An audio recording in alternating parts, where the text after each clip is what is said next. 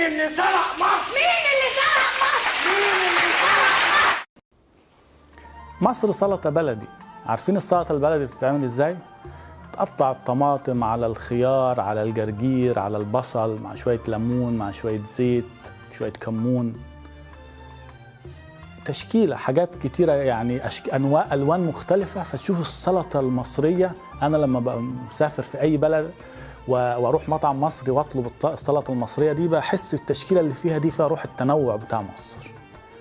مصر القديمة الحلوة، مصر اللي كان فيها فن بتاع ليلى مراد اليهودية ومنير مراد أخوها وماري منيب المسيحية وفريد الأطرش وأسمهان الدروز وغيرهم عمر الشريف. ما كانش حكاية ده دينه إيه وده بيعمل إيه. الأول من عملوا الصحف في مصر كانوا مسيحيين، أول من دخلوا المسرح والفن، اللي جابوا الجامعة الأمريكية لمصر والبيروت، اللي خرجت أهم عقول في العالم العربي واللي جابت ثقافة النهضة وعلمت الناس. كانش في حاجة اسمها مين مسلم مين مسيحي مين يهودي مين بهائي مين ما بيؤمنش أصلا. كان فكرة التنوع دي طبيعة.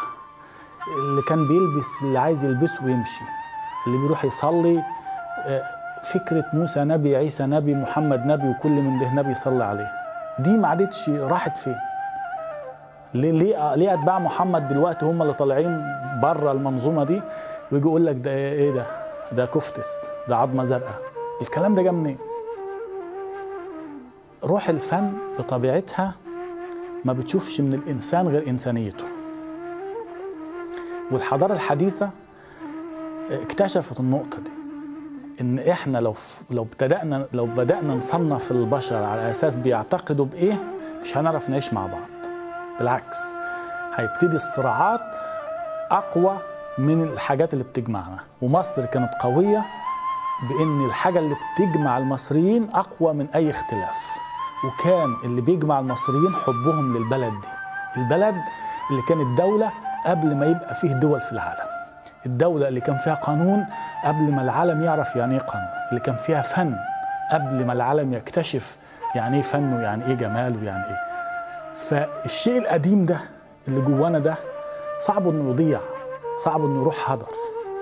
فأنا مؤمن ان الشخصية المصرية موجودة بس عليها شوية تراب. الجمال والفن المصري موجود بس عليه شوية غبار، عايزين يتنضفوا ويتنفضوا عشان تظهر الشخصية المصرية تاني اللي هي فيها الإنقاذ لمصر.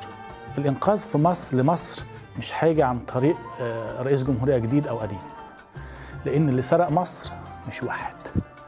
اللي سرق مصر أسلوب فكر وأسلوب حياة. لازم نرجع لأسلوب الفكر المصري الأصيل وأسلوب الحياة المصرية الأصيلة اللي قائم على التنوع على السلطة البلدي.